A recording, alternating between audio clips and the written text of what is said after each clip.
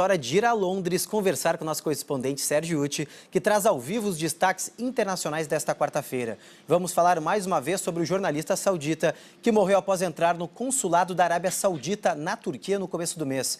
Sérgio, bom dia para você. Quais são as novidades de hoje sobre esse caso? Bom dia, Cássio. Bom dia a todos aí no Brasil. Bom, a versão da Arábia Saudita de que o jornalista Jamal Khashoggi, que era um crítico do regime saudita, morreu depois de uma briga dentro do consulado do país em Istambul, na Turquia. Essa versão fica cada vez mais fraca aos olhos do mundo.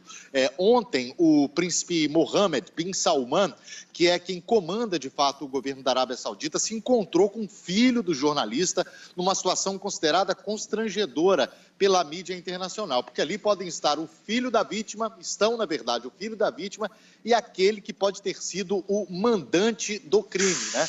Ontem houve um pronunciamento do presidente turco Recep Erdogan no parlamento do país, dando mais alguns detalhes e dizendo que claramente que o crime foi premeditado, ou seja, um esquadrão da morte saiu de Riad, capital da Arábia Saudita, foi até Istambul, na Turquia, com o objetivo de matar o jornalista. Até o presidente Donald Trump, que é aliado de primeira hora dos sauditas, diz que essa foi a pior operação de encobrimento que ele já viu, Cássio. E, naturalmente, há uma pressão para que os sauditas sejam punidos politicamente pelas grandes potências que são aliadas da Arábia Saudita. Apenas a Alemanha, nesse sentido, anunciou a suspensão da venda de armas, por enquanto, para a Arábia Saudita. Também fizeram essa pergunta, a Espanha já disse que não vai fazer isso, os Estados Unidos também não. E ontem fizeram essa pergunta para o presidente francês, Emmanuel Macron. Assim, presidente, o senhor vai seguir o exemplo da Alemanha ou não, suspendendo a venda de armas? Olha só o que Macron disse aí. Mas isso não é uma conferência de presse sobre outros sujets. Pois ele ficou meio constrangido, disse que não vou responder isso agora, não vou falar sobre isso agora, estou aqui, ele estava num outro evento para resolver outro problema, não vou falar sobre isso agora. A questão é que as grandes potências têm negócios milionários, bilionários com a Arábia Saudita e todo mundo fica pisando em ovos, né, para condenar o regime saudita que, segundo todas as evidências, matou, planejou e mandou matar o jornalista que é crítico ao regime, Cássio. Sérgio, inclusive, até o governo americano diz que vai endurecer, né, esse processo de imigração de sauditas para os Estados Unidos em retaliação a essa morte. E também o vice-presidente americano e também o governo de estado, também o Mike Pompeo e o Mike Pence, disseram também que eles querem dar uma resposta para o mundo, né, Sérgio? Então, os Estados Unidos também está endurecendo, eles querem provar que, como você falou, que o Trump falou, que foi o pior encobertamento de um crime na história do mundo. Pois é, uma coisa é o que se diz na frente das câmeras para dar satisfação para a sociedade, para a imprensa, até mesmo para outros países que fazem essa pressão. Outra coisa é o que acontece de fato nos bastidores. É isso que a gente tem que esperar para ver, Cássio.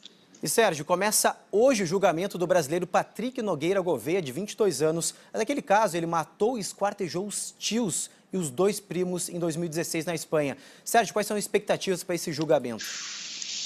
Pois é, o julgamento começa hoje na cidade de Piós, na Espanha, que é pertinho de Madrid, onde o crime aconteceu há 2 anos. Patrick Nogueira Gouveia tem 22 anos, como você disse, é réu confesso, ele deve confessar o crime diante da corte, diante da justiça espanhola, só deve, segundo seus advogados, evitar narrar alguns fatos sórdidos desse crime, como o fato, por exemplo, dele ter trocado mensagens com um amigo no Brasil enquanto praticava o crime, né? Esse crime foi cometido há 2 anos, como eu disse, ele matou os tios e os 2 primos pequenos, esquartejou os corpos que só foram descobertos 1 semana depois pelos vizinhos por causa do cheiro que se espalhou pela vizinhança, Cássio.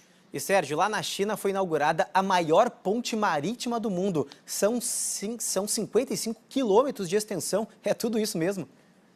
É tudo isso. Na verdade, é um complexo, né, que tem 3 pontes, inclusive a ponte marítima, a maior ponte marítima do mundo, 3 pontes, 2 ilhas artificiais e túneis, né, porque parte dessa travessia é feita debaixo do mar para que os navios possam passar. Essa ponte tem números estratosféricos, foram usadas 420 mil toneladas de aço, 3 anos, eles levaram 3 anos só para completar o asfalto e estima-se que a China gastou aí o equivalente a 73 bilhões de reais. Essa estrutura ela é resistente a terremotos e furacões e tem um aspecto tecnológico incrível que os chineses desenvolveram.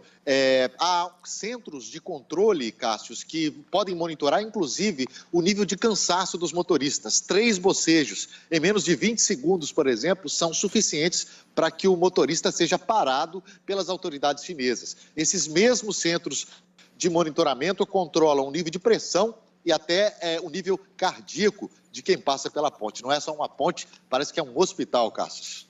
Realmente, ó, na questão tecnologia e também aí segurança, a China está bem na frente do mundo.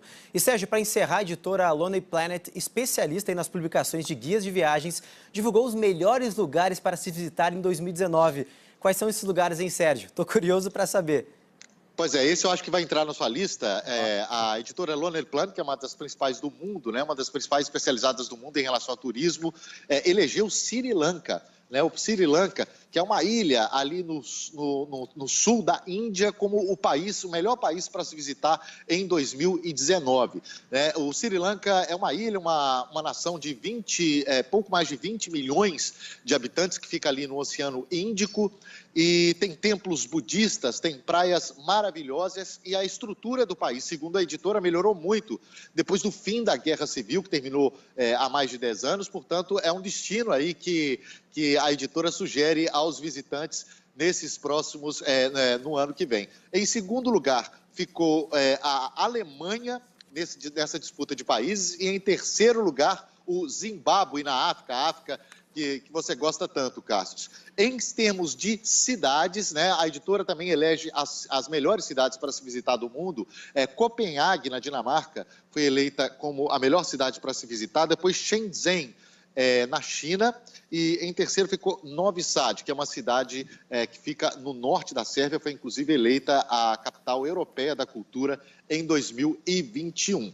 Para encerrar, foram eleitas também as 3 regiões do mundo mais bacanas para se visitar no ano que vem. A primeira região foi a região de Piemonte, na Itália, que é uma região belíssima, eu já estive por lá. A região de Catskills, nos Estados Unidos, ficou em segundo lugar, e o norte do Peru em terceiro lugar. O Brasil, nenhuma região, nenhuma cidade do Brasil está entre as 10 selecionadas. Eu acho isso uma injustiça, mas é o que diz a editora Lonely Planet. Cássio. Sérgio, acho que o Brasil não está incluso nessa lista porque eles não vieram visitar, porque a gente tem realmente muitas praias, muitas chapadas, lugares incríveis, muito bonitos para se visitar aqui no nosso Brasil. Sérgio, eu não consegui anotar todos ali os endereços, todos os países para se visitar. Depois a gente troca umas mensagens, a gente pega umas dicas aí para planejar as próximas férias. Guarda esse papelzinho, guarda a sacola que vai ser útil.